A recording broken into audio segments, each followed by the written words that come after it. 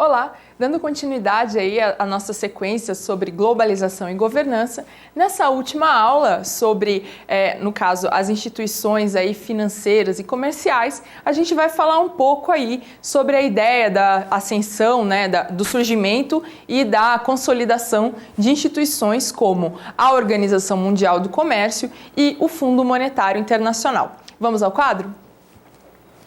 Então, nessa aula, vamos falar um pouco sobre o surgimento da OMC, sobre os pilares da OMC, então, Organização Mundial do Comércio. Em terceiro lugar, vamos falar sobre as rodadas de negociação, né? Então, rodada é o nome desses momentos aí de negociação que acontecem entre os países que fazem parte da OMC. Então, cada ciclo, né, vamos chamar assim, ciclo ou rodada de negociação, ela tem um nome aí, normalmente é o nome do lugar onde ela ocorre. E no caso aí, o terceiro item, ele fala sobre a rodada Doha, que aconteceu aí na cidade de Doha, que fica no Catar. No quarto item, a gente vai falar um pouco sobre o sistema financeiro internacional, né? Então, vamos abordar aí o surgimento do FMI, né, o Fundo Monetário Internacional, também do Banco Mundial, que surgiu também no mesmo contexto. E, por fim, a gente vai falar aí sobre o G20 financeiro. Então, é um grupo de 20 países aí que ganhou um protagonismo no contexto da crise financeira de 2008. Então, a gente vai falar um pouco aí sobre como esse grupo surgiu e como ele se consolidou aí como um foro de debate sobre questões financeiras e de arranjo aí internacional nesse tema, né?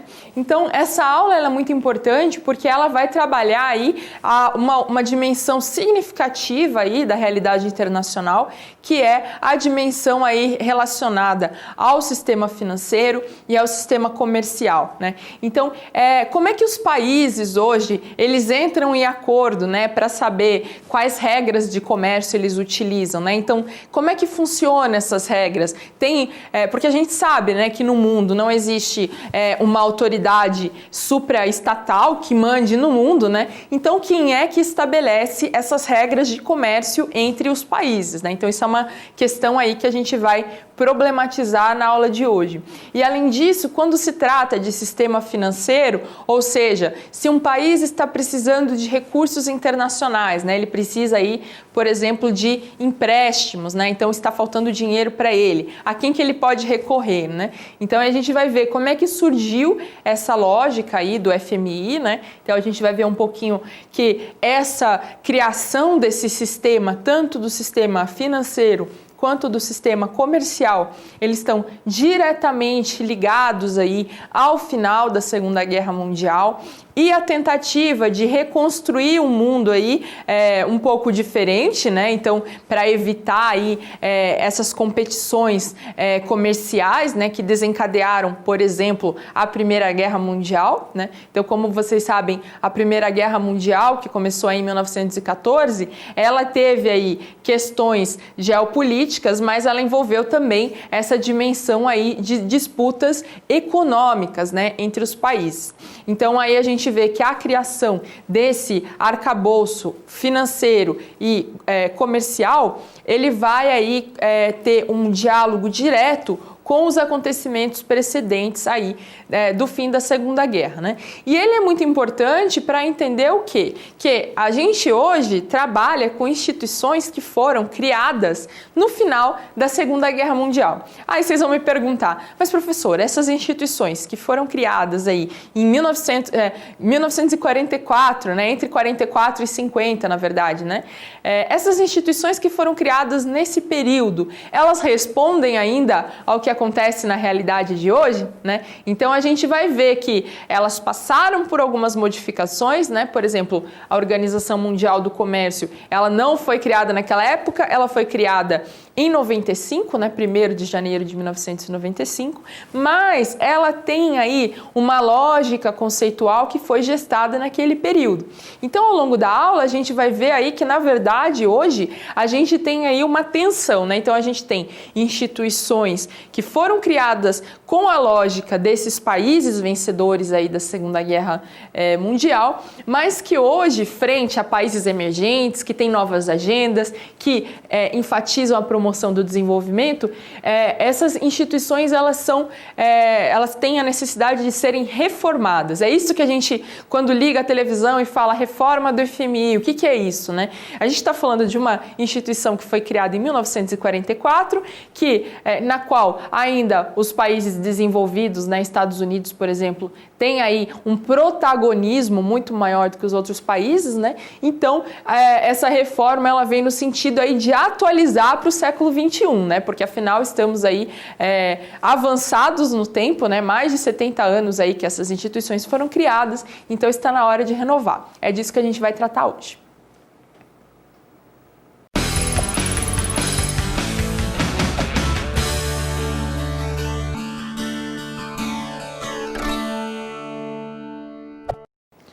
Vamos falar agora de quando surgiu a Organização Mundial do Comércio, né? Então, hoje a gente tem essa Organização Mundial do Comércio, que é conhecida como OMC, né? Então, essa organização que a gente tem hoje, na verdade, ela foi o início, né, da concepção dela, ele remonta aí ao final da Segunda Guerra Mundial, né? Então, agora, nesse bloco, a gente vai ver como essa organização e os princípios dela foram criados para chegar ao que é hoje. Então, vamos voltar ao contexto histórico aí, né? Então, a gente tem que voltar para entender o que é a OMC hoje, a gente tem que voltar aí para o ano de 1947, né? Então, foi quando aconteceu aí, quando foram iniciadas a Conferência de Genebra. Essa conferência, ela aconteceu aí com o intuito de pensar um sistema comercial aí que balizasse as relações entre os estados. Porque, como eu havia mencionado, né, então a gente teve aí um contexto, por exemplo, na Primeira Guerra Mundial, em que os países aí eles tinham rivalidades econômicas e essas rivalidades, com certeza, elas exerceram um peso aí para os conflitos que aconteceram aí, né? Então, a necessidade de criar regras de comércio, ela vinha também desse intuito de buscar a pacificação dessas relações.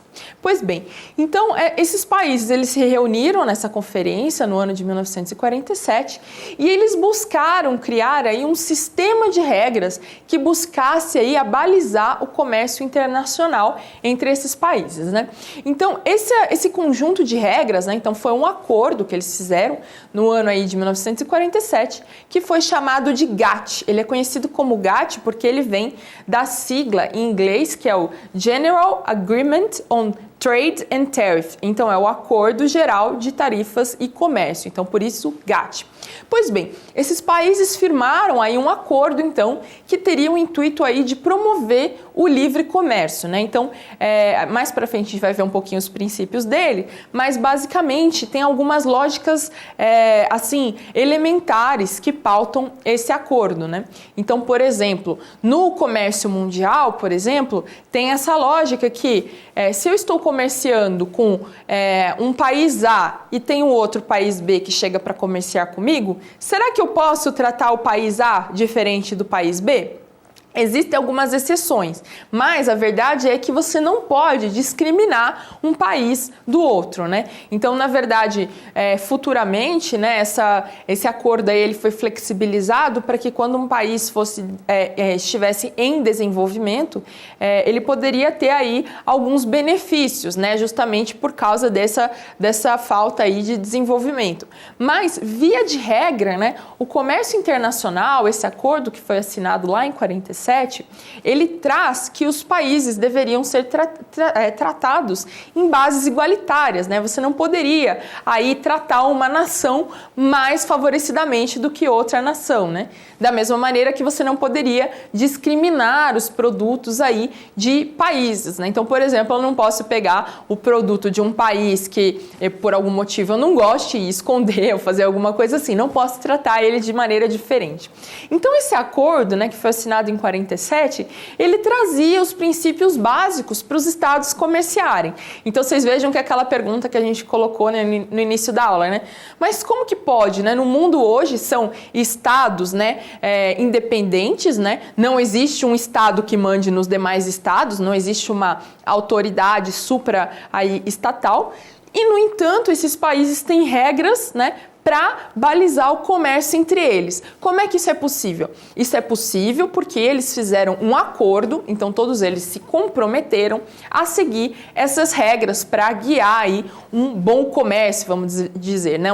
um comércio liberal. Então esse acordo foi assinado, né? E vale a pena dizer que a gente estava no contexto da Guerra Fria, então a gente tinha países aí liberais, com a lógica capitalista, mas tinha países que não quiseram assinar. Por quê? Porque eram países aí soviéticos e que tinham uma outra orientação, né? Então o GATT, de fato, na época ele não foi assinado por todos os países do mundo, né? Mas apenas pelos países que tinham esse princípio aí liberal.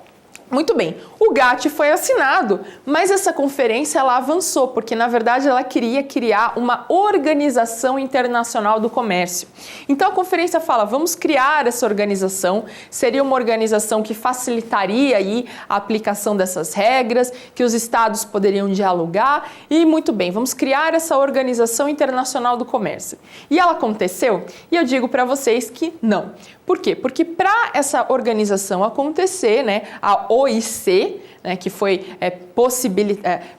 pensada, né, foi aventada na época, para que essa organização fosse criada, os Estados Unidos teriam aí que dizer que sim, e o Congresso americano deveria aprovar. Então, isso de fato não aconteceu. Então, aquela OIC, Organização Internacional do Comércio, que deveria ter sido criada, de fato, ela não foi.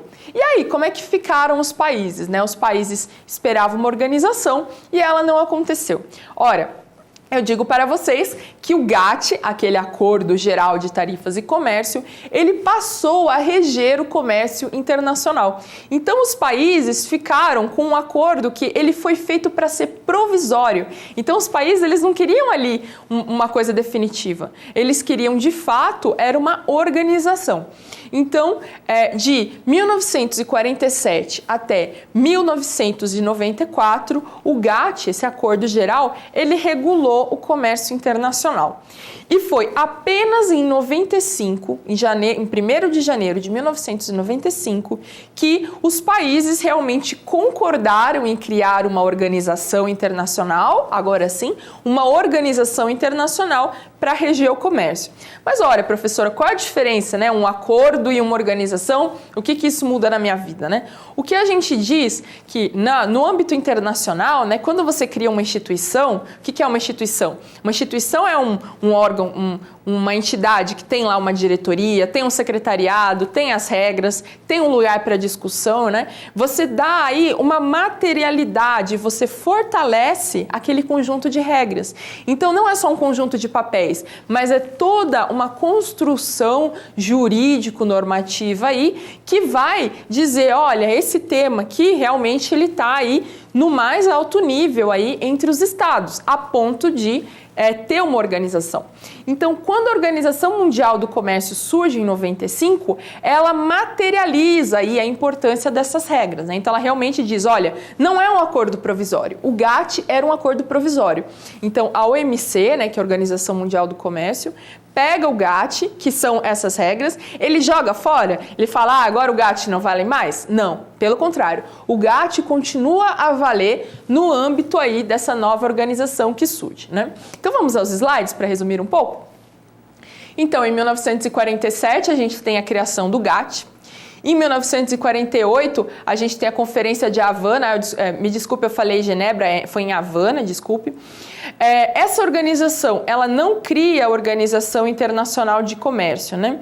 Então, o GATT, ele passa aí a reger o comércio internacional. E no próximo slide, a gente tem aí a criação da OMC, né? Então, a fundação da Organização Mundial de Comércio. E ela tem aí, atualmente, a maior parte dos estados das nações atuais aí como estados membros, né?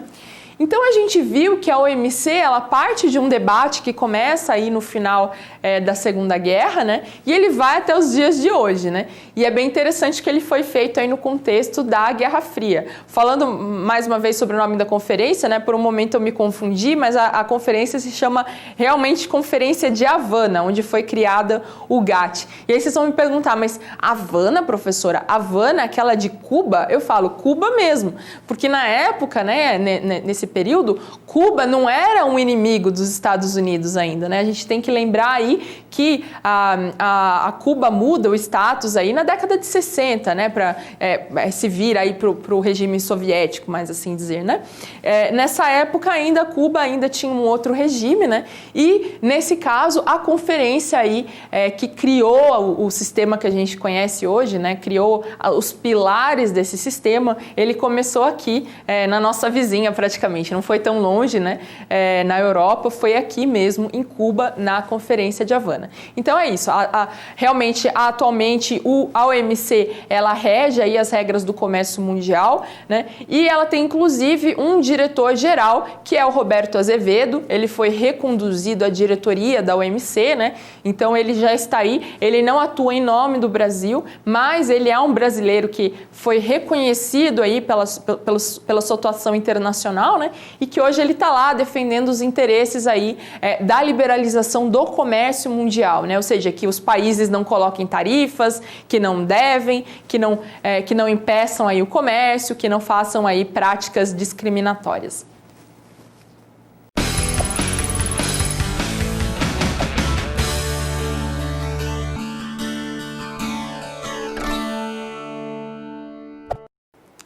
Vamos aprofundar um pouquinho a compreensão sobre as regras aí e os princípios que foram criados aí no âmbito da Organização Mundial do Comércio.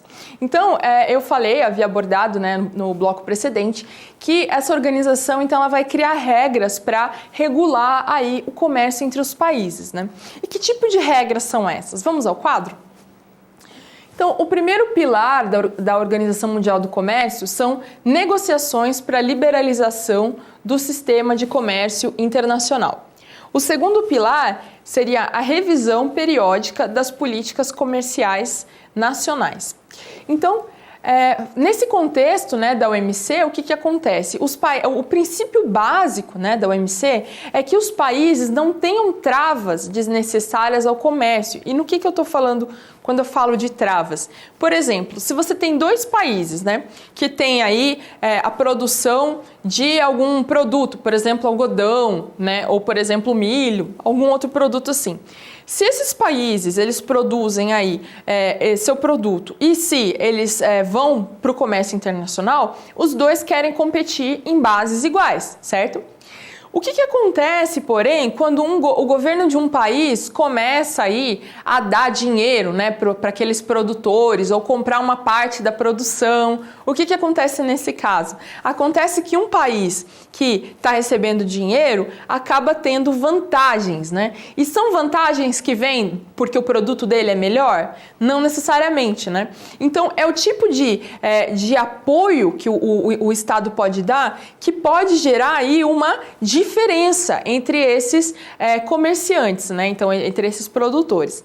E nesse sentido, o comércio internacional ele vai ficar em bases aí desiguais. Então, a OMC ela cria aí princípios para poder dizer que esses países eles devem ser tratados da mesma maneira, né? Então, é o princípio, por exemplo, você tem aí, por exemplo, o princípio da nação mais favorecida, né? Então, se eu comercio com um país, eu tenho que fazer comércio com outro da mesma maneira. Se eu dou um favor, te concedo um benefício, eu vou conceder o benefício também para o outro país.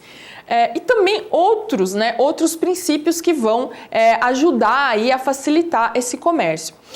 A gente tem, por exemplo, um exemplo dessa questão de apoio que o Estado dá para outros países, né? A gente tem o caso da União Europeia, por exemplo. Na União Europeia, a gente tem aí um orçamento geral, né? Um orçamento aí do bloco europeu, e existem aí estudos que indicam que cerca de 40% desse orçamento europeu ele é destinado a apoiar os produtores agrícolas deles. Então, literalmente, o governo paga, né, para esses produtores, então produtores em geral pequenos, por exemplo, na França existe bastante, né?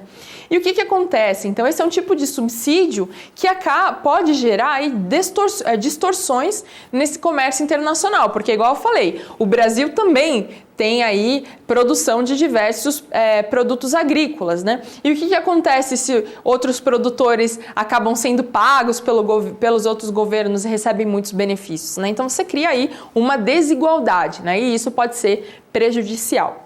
Então tem diversos princípios aí que balizam esse comércio internacional, né? Então eu falei do princípio da nação mais favorecida. Também existe a ideia de reciprocidade, né? Então você deve tratar o outro país assim da mesma maneira que ele te trata, né? Então com igualdade também. E tudo isso ele vai fazer que o comércio internacional ele vá para esse sentido de ser liberal, ou seja, no sentido de que não existam travas, né? Outra trava que poderia acontecer é, por exemplo, assim, você só pode comprar o produto de outro país até determinada cota, né? Então, isso a gente chama de restrição quantitativa. O que é uma restrição quantitativa? Imagine que o Brasil dissesse assim, olha, a gente só pode comprar tantos carros da Coreia do Sul. Quando chegar nesse nível de 100 carros, por exemplo, não compra mais. Ou então, eu só posso comprar tantos carros da Itália. Chegando nesse nível, também não compra mais. O que aconteceria aí? Aconteceria um bloqueio ao comércio internacional, certo? Porque quando você coloca, por exemplo, um imposto, que seja um pouco alto, mas que seja dentro de uma política nacional, se o país pagar aquele imposto de importação, o país entra e o produto do país entra no Brasil, né? Então, por exemplo, a gente sabe que produto importado é caro, né? E por que é caro? Por que muita gente prefere aí ir para o Paraguai ou ir para os Estados Unidos para fazer compras, né? Porque quando você vai direto lá na fonte, você não precisa pagar um alto imposto de importação, né? Então, essa barreira, ela é diferente, né? Ela é pagável. Se você pagar um imposto de importação, você tem um produto. O que acontece se o país falar assim, olha, você pode comprar até a cota tal, acima dessa cota você não pode comprar mais. Isso bloqueia o comércio internacional, porque não há nada que você possa fazer. Enfim, o princípio da proibição, né, dessas restrições quantitativas, que é isso, diz assim, olha, no comércio internacional não pode colocar cota, né? Imagina que você fala assim, eu só posso comprar tantos frangos lá do país tal. Depois que passar o mínimo de frango, você não pode comprar mais nenhum franguinho. Imagine que terrível. Então, esse exemplo que mostra de fato que o comércio internacional, para acontecer, ele tem que respeitar algumas regras, né? E esse princípio da proibição, aí, das restrições quantitativas, é um exemplo dessas regras. Vamos ao próximo slide? No terceiro pilar, vemos aqui que a OMC é conhecida pelo Sistema de Solução de Controvérsias, que trata da resolução de diferentes litígios e que usa critérios técnicos.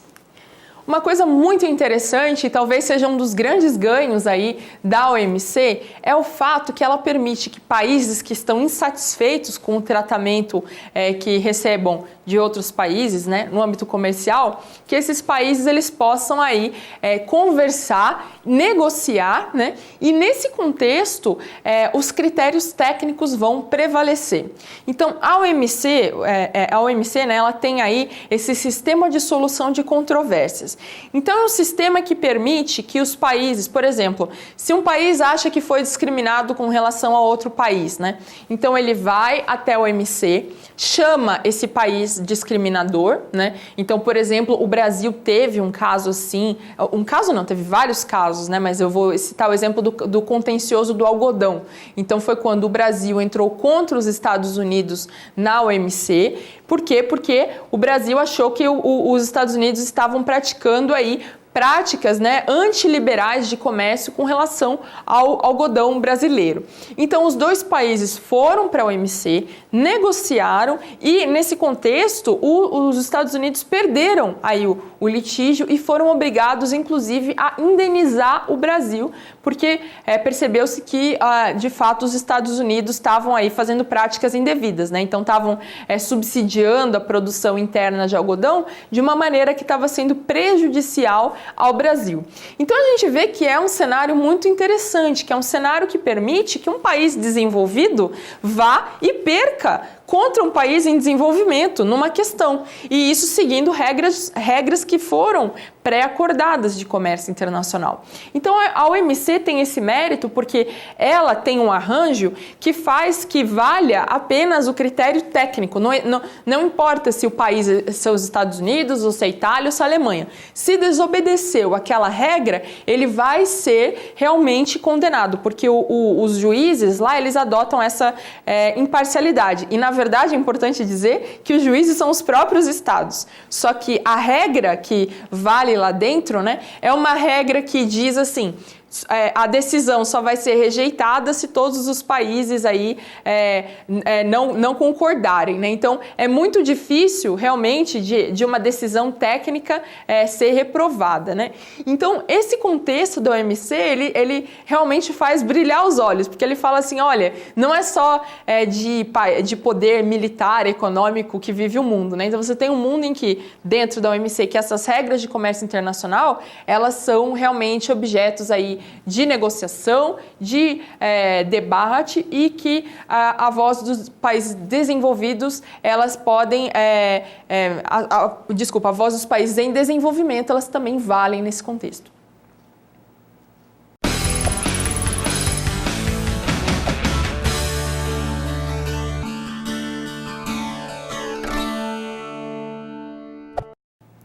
E como é que funciona o dia a dia da OMC, né? Como é que esses países aí simplesmente, né, decidem as regras e fica tudo lá, uma coisa estática, e aí o mundo avança e as regras ficam as mesmas? Não, não é assim, né? Então, no âmbito aí da Organização Mundial de Comércio, nós temos ciclos de negociação. Esses ciclos são conhecidos como rodadas, né? Então, a OMC, por exemplo, ela é criada aí ao final de uma rodada de negociação, que é chamada de rodada Uruguai, né?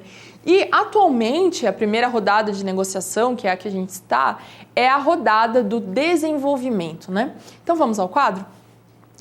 Então, as negociações da OMC são feitas em rodadas. A rodada atual é a rodada Doha, também conhecida como rodada para o desenvolvimento. E o objetivo aqui é reformar o sistema de comércio internacional. No contexto dessa rodada, os países concordaram aí que seria necessário uma reforma da Organização Mundial do Comércio, no sentido aí de aumentar essa liberalização do comércio, né, e promover aí diversos temas. Vamos ao próximo slide? Porém, em 2003, a gente vê que essa rodada, que ela era bastante ambiciosa, ela passa aí por um impasse. E por quê? Né? Porque você tinha, nesse contexto, foi um encontro que houve da Organização Mundial do Comércio em Cancún. A gente viu aí um impasse entre as agendas dos países em desenvolvimento e dos países desenvolvidos.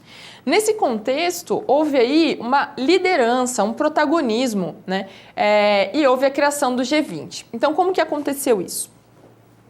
Então, em 2003, houve essa reunião da OMC e diversos temas deveriam ser tratados, né? Então, deveriam ser discutidos aí a questão dos subsídios agrícolas, né? Será que é certo ficar pagando, né? O governo ficar pagando para os próprios produtores, né? Isso vai desnivelar o comércio, né? Então, os países em desenvolvimento achavam que isso não deveria acontecer, né? Então, o tema agrícola foi colocado em pauta, mas também havia outros temas aí do comércio internacional que foram colocados na mesma agenda, né? Então, por exemplo, de outros produtos, outros bens, né, comércio de bens e serviços.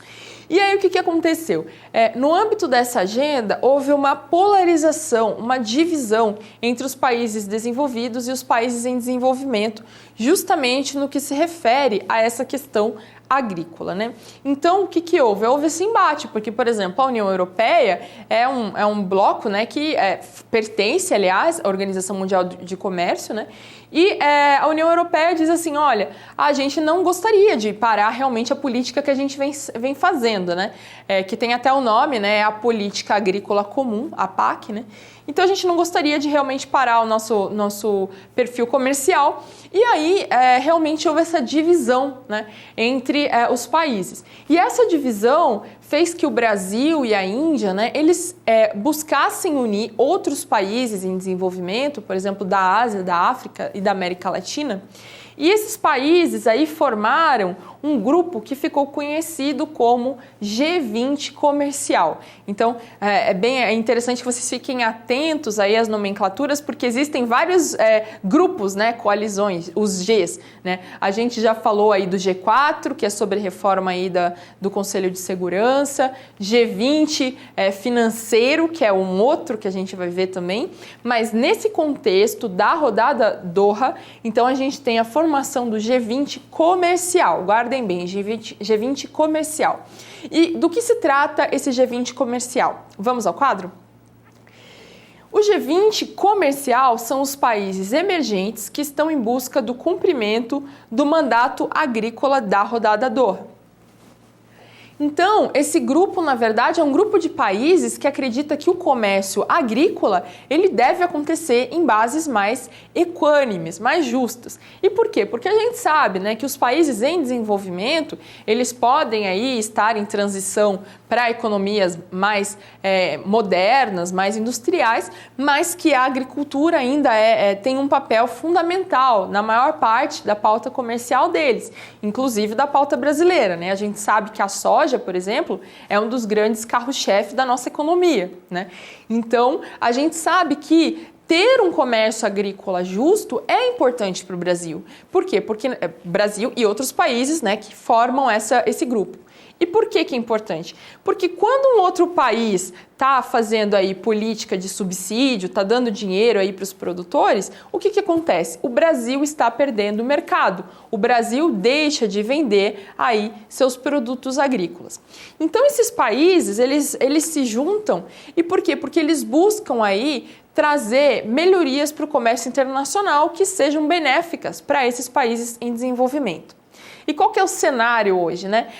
Na verdade, assim, ele é um cenário complexo, porque essa rodada de negociação ela tá tão difícil que ela começou em 2001 e até 2017 a gente não tem ainda um encerramento dessas negociações, né? E é uma pauta bem complicada, porque realmente existe uma rivalidade entre os países aí desenvolvidos e, por exemplo, as pautas aí do G20, né?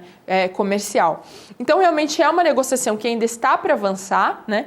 Mas aí você me pergunta, então, professor, é inútil o OMC, né? Como a gente viu, não é inútil, né? Porque a gente tem diversos aí pontos importantes, por exemplo, o fato de que a OMC promova aí a solução de controvérsias comerciais, né, que a gente viu no sistema de solução de controvérsias, e a OMC também é um foro de discussão, né? Então, por mais que essa pauta ainda não esteja resolvida favoravelmente aí para os países em desenvolvimento, ela é uma pauta que ela é colocada. Então, se os países não tivessem a OMC, onde que eles iam lutar por esse direito? Não teria nenhum, né? Então, é importante que a OMC crie esse espaço.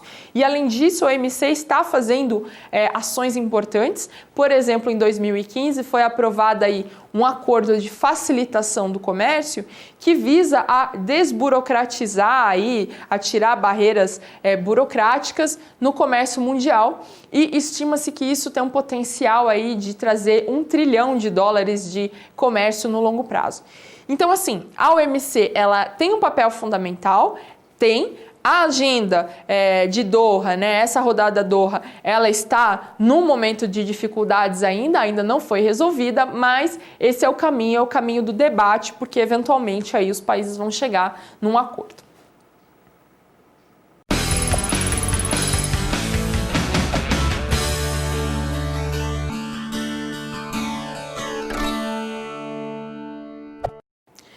Então a gente já falou bastante do sistema comercial, né? Mas e o sistema financeiro? Como é que aconteceu essa formação do FMI, por exemplo, né, o Fundo Monetário Internacional? Como é que ele existe? Então, assim, para entender isso, a gente volta aí para o final da Segunda Guerra. E o que a gente vê? Economias europeias destruídas, de fato, né? Ao passo que os Estados Unidos estavam aí numa pujança econômica, né? E nesse contexto, existe aí um movimento em que os Estados Unidos e os países europeus vão se reunir e vão pensar num mecanismo para que essa reconstrução ela possa ser viabilizada. Até porque não adiantava os Estados Unidos serem uma economia pujante, crescente e grande, né, sem ter comércio. Então era importante para os Estados Unidos também que as nações europeias se recuperassem, assim, de maneira que os Estados Unidos pudessem continuar o seu comércio internacional. Muito bem, naquele contexto, então, os Estados Unidos e os países europeus aí, eles se reúnem, né, e outros países do mundo também, se reúnem nas conferências de Bretton Woods, que acontecem aí em 1944, e no contexto dessas conferências, né, eles discutem regras para organizar esse sistema financeiro internacional e também para viabilizar essa reconstrução dos países aí europeus, os países que foram afetados pela guerra. Nesse contexto, então, nas conferências de Bretton Woods, são criadas aí duas instituições, né? Então, a primeira delas, né, que a gente falou aqui na aula, é o Fundo Monetário Internacional. O Fundo Monetário Internacional serve, né, para fazer esses empréstimos e para fazer essa ajuda financeira para os países que precisarem de recursos, né? Então, naquele contexto aí do fim da Segunda Guerra, era essencial que os países tivessem recursos financeiros. E, além do FMI, a gente tem também a criação do Banco para a Reconstrução e o Desenvolvimento, o Banco Internacional para a Reconstrução e Desenvolvimento, que mais tarde ficou conhecido aí como Banco Mundial. E esse Banco Mundial, ele, como o nome diz, ele serviu para ajudar esses países a se reconstruir e para trazer aí o desenvolvimento para essas nações que foram devastadas pela guerra. Então ali surge aí o sistema financeiro internacional que a gente conhece hoje. E o interessante é que, ao longo do tempo, né, esse sistema ele continuou basicamente com essa estrutura que ele tem, que ele foi criado, né? Só que o sistema internacional financeiro, ele foi dando mostras aí da mudança do mundo, né? Evidentemente, né, o mundo de hoje não é o mundo de 1944 em termos econômicos e financeiros, né? E um exemplo disso a gente tem aí que é essa interligação das economias, né? Então, de repente, hoje é a velha história da borboleta azul, né? Bate a asa lá na China, a gente sente aqui no Brasil. Por quê? Porque o mundo está interconectado, né? E o que eu quero dizer com isso, né? Em 2008, por exemplo, a crise dos Estados Unidos foi dos Estados Unidos apenas? Não, foi uma crise mundial. E no contexto dessa crise mundial, percebeu-se que essas instituições criadas na década de 40 não estavam sendo mais suficientes para dar conta do tamanho, da proporção da crise financeira. Foi realmente uma crise de proporções globais. E aí, o que o mundo fez, né? Aí o mundo se voltou aí para os emergentes. Vamos ao próximo slide? Então, as regras de mercado foram incapazes de conter a crise financeira de 2008. E aí que surge um outro G20, então prestem bem atenção, esse é o G20 financeiro, né? Então no âmbito das finanças. Esse G20, um grupo de 20 países, aí, ele serve para pensar mudanças estruturais para o sistema financeiro internacional. Como é que surgiu esse grupo, né? Esse grupo, na verdade, ele surgiu em 1999, então era um grupo que envolvia economias desenvolvidas e economias em desenvolvimento. Inclusive o Brasil também fazia parte já desse grupo. Só que em 99, esse grupo, ele era uma reunião no nível de ministros de finanças, né? Então, ela não tinha esse protagonismo de ser uma reunião entre chefes de Estado.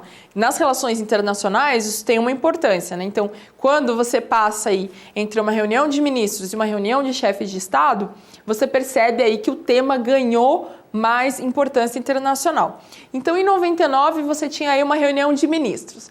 Mas com a crise de 2008, os países desenvolvidos percebem, olha, nós não vamos dar conta de superar essa crise sozinhos. E aí, o que fazer, né? Vamos recorrer aí aos países em desenvolvimento. Então, países como China, Brasil, né, Índia, outros países que poderiam ajudar aí a superar essa crise. Então, como eu já comentei em aulas passadas, o Brasil, inclusive, tornou-se credor do FMI em 2009, né? Então, nesse contexto todo, o G20 financeiro, ele ganhou um protagonismo internacional. Por quê? Porque os países em desenvolvimento que estavam dentro desse grupo, eles ajudaram o mundo na mitigação dos efeitos da crise. Então, assim, aquele grupo que foi criado em 1999 como um grupo, uma reunião de ministros das finanças, aí, ele passa aí a ser uma reunião de chefes de Estado e ele passa, inclusive, aí, a buscar outras demandas internacionais, como que a gente vai ver daqui a pouco, que é a reforma do Fundo Monetário Internacional.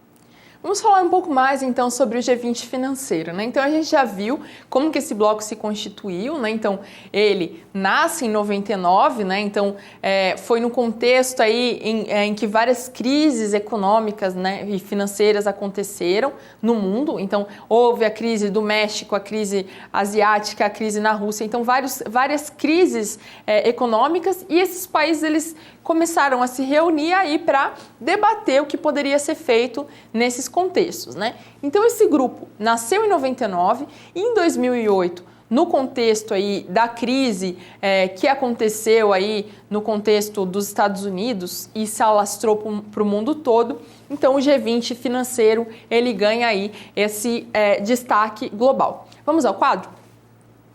Então, vimos que a criação do G20 financeiro aconteceu em 1999.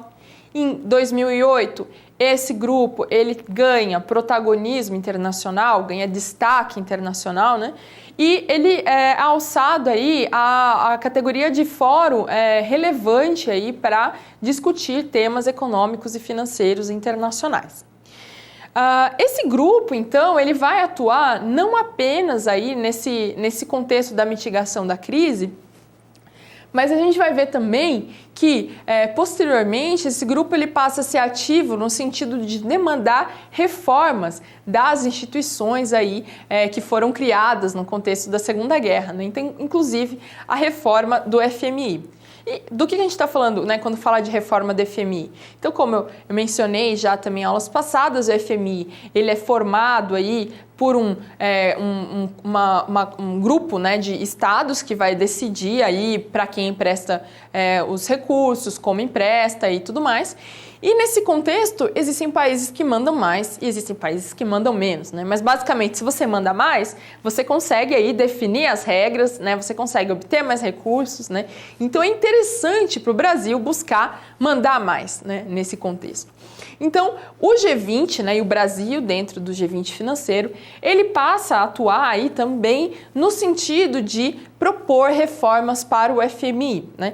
E uma delas seria essa reforma que foi aprovada aí em 2010, que daria maior protagonismo aos países dos BRICS, por exemplo. O Brasil, Rússia, Índia e China, eles ficariam aí entre os 10 países com maior cota do FMI, ou seja, seriam os 10 países que teriam maior poder de voto dentro dessa instituição. Muito bem, essa reforma, então, ela passou no FMI em 2010. Porém, ela dependia da aprovação interna dos Estados Unidos. Por quê? Porque os Estados Unidos é um dos componentes aí, do grupo decisório do FMI e esse tipo de decisão ele demanda a anuência do Congresso americano. O que aconteceu, né? Vamos ao próximo slide? A gente vê que os Estados Unidos demoram nada menos do que 5 anos para implementar essa reforma. Então, essa reforma ela realmente só é aprovada no Congresso americano em 2015.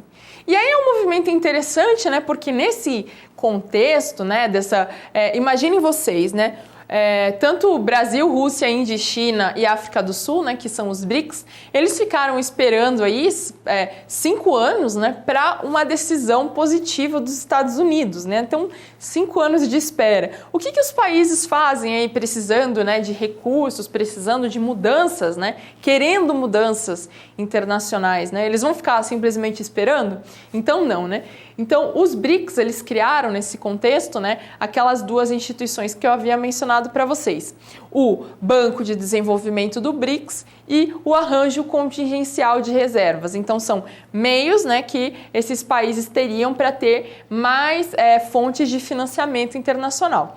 Então, aqui foi uma maneira que os países encontraram para não ficar dependendo aí somente do FMI.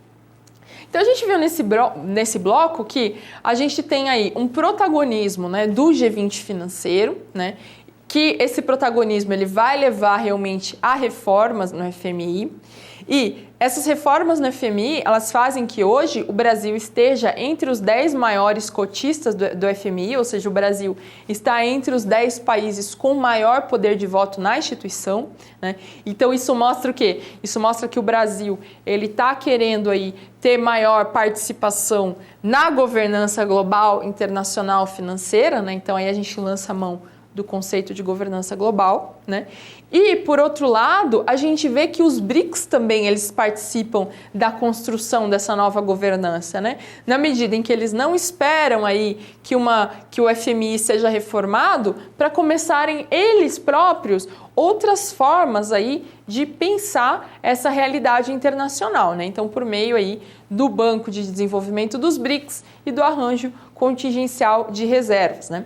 Então, a gente vê nesse contexto que a governança global financeira, ela é composta de múltiplos atores, né? Então, você tem tanto atores que vêm aí de muito tempo, né? Então, o FMI é uma instituição já que tem mais de 70 anos, né? Desde 1944, mas que hoje ela está tendo um movimento de atualização por parte dos países emergentes. Então, nesse contexto, você vê que os países emergentes, eles exercem um protagonismo forte para fazer a modificação dessas instituições. Só que os países emergentes, eles tampouco, né, eles também não esperam que essas instituições sejam reformadas. Eles estão agora criando as próprias instituições. Então, os BRICS são um exemplo, mas a gente também tem a China criando, por exemplo, o Banco de Infraestrutura, né, da Ásia para criar novas estruturas nesse local, né? Então, a gente vê realmente que tem um movimento de tradição aí de instituições, né, como o FMI, mas também um movimento de renovação, tanto dentro dessas instituições quanto fora delas. E é assim que caminha essa governança global financeira.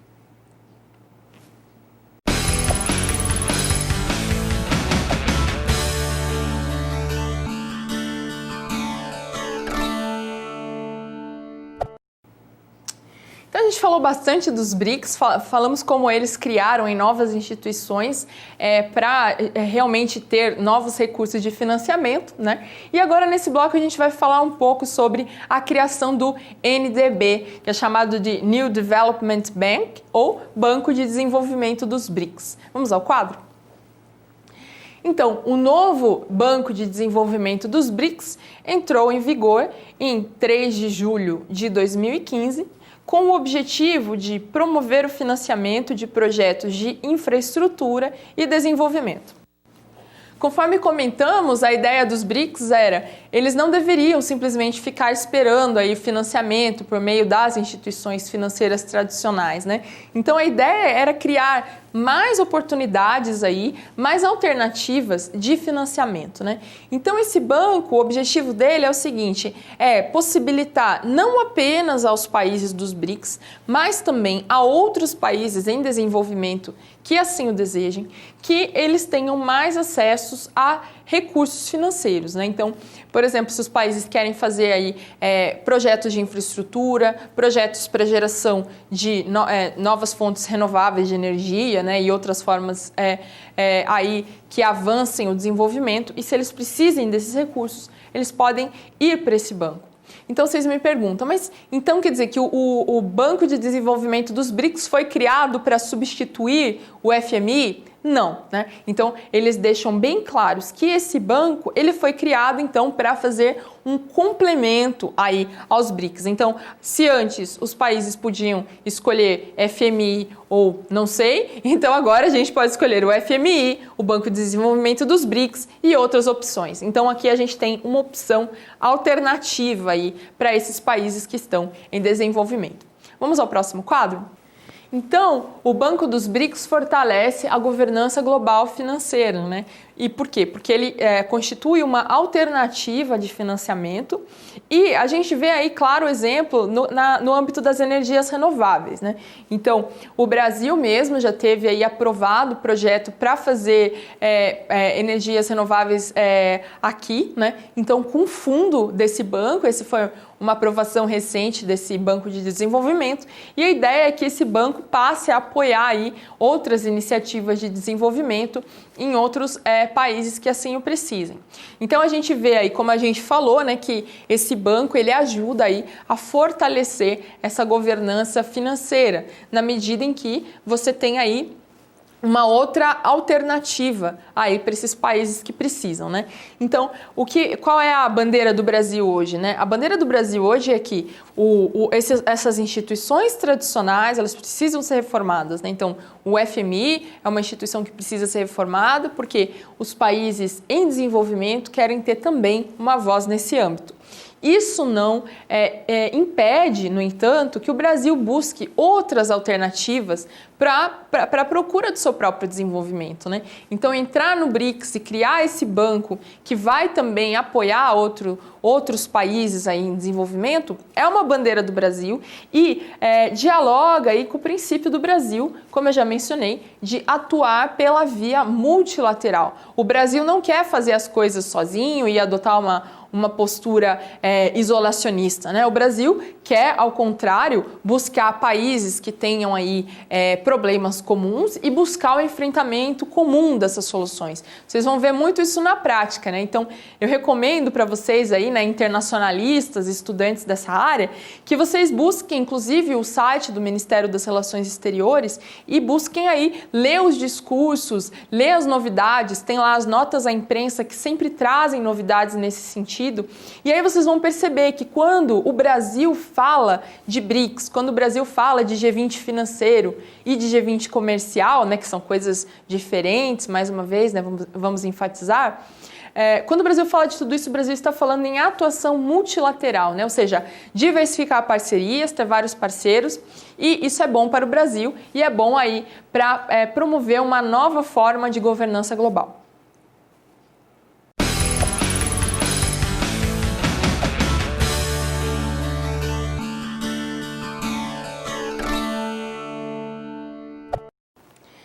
Então a gente fez uma caminhada aí que traçou desde o início, né, do conceito de globalismo, falamos de globalização, falamos de governança global, chegamos ao papel dos emergentes, falamos bastante do Brasil e da China. Então foi uma disciplina aí que buscou tratar as atualidades das relações internacionais contemporâneas, buscando entender como é que essa perspectiva aí de um mundo globalizado, ele tem impacto aí para o que a gente percebe em termos ambientais, econômicos, né, em termos de desenvolvimento, de segurança internacional, de paz, né? Então a gente tratou aí de uma série de temas que fazem que a leitura de vocês a partir de hoje, né, ela possa ser mais crítica, porque ela vai ter mais elementos aí de análise dessa realidade. Vamos ao quadro? Então a gente viu que a governança global compreende diversos atores e níveis de tomada de decisão, e esses níveis formam a realidade internacional. No próximo slide, a gente vê que essa governança global aponta não somente a realidade como ela é, mas também como ela deveria ser, na medida em que os países, por exemplo, os países em desenvolvimento, eles buscam mudar essa realidade, né? Então, a governança global, ela pode ser vista como a face política da globalização. Se a globalização reconhece, né, que o mundo é interligado e que, de repente, as fronteiras aí geográficas e essas barreiras elas podem ser, né, relativizadas, então a governança global ela trata aí de como essa globalização ela pode adquirir contornos políticos, né? Então, por exemplo, quando o Brasil atua junto com outros países emergentes buscando mudar essas realidades, o Brasil está lembrando assim, olha, nada nas relações internacionais é estanque, né? Nada é estático, ou seja, se o Brasil adotar uma postura mais protagônica e ser mais proativo nas relações internacionais, o Brasil também pode conseguir benefícios comerciais, benefícios de integração, né, e ter um intercâmbio cultural, inclusive, que é muito positivo para a nação, né? Então, tudo isso ele está dentro aí da ideia de governança global que a gente tratou.